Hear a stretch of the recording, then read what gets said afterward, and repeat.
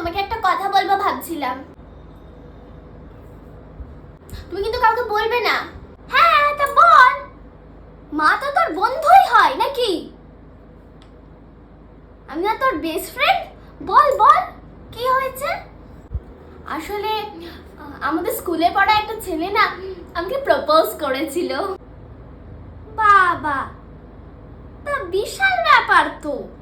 এমনি অনেকদিন ধরে করবে করবে ভাবছিল, তা কালই করে দিয়েছে।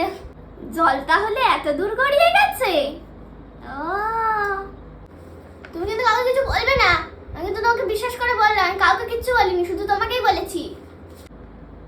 না না, আমি কাউকে বলবো না। আমার কেউ আছে নাকি বলার? না না, তুই টেনশন ফ্রি থাক, আমি কাউকে বলবো না। নমস্কার, আমি মানানমা চলে এসেছি আজকে ৩.৫ ঘন্টার খবর নিয়ে।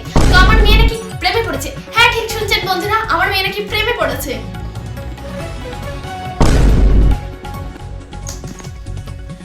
ছেলেটা হয়তো হালকা অন্ধ ছিল, ওই জন্য আমার মেয়েকে ভালো করে চিনতে পারিনি। হয়তো ছেলেটার চয়েস খুব খারাপ।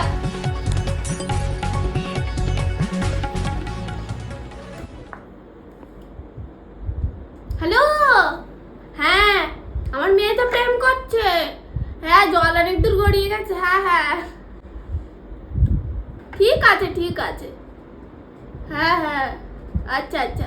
হ্যালো, ও বৌদি শিগগিরই আসো আমাদের বাড়ি, দারুণ খবর রয়েছে।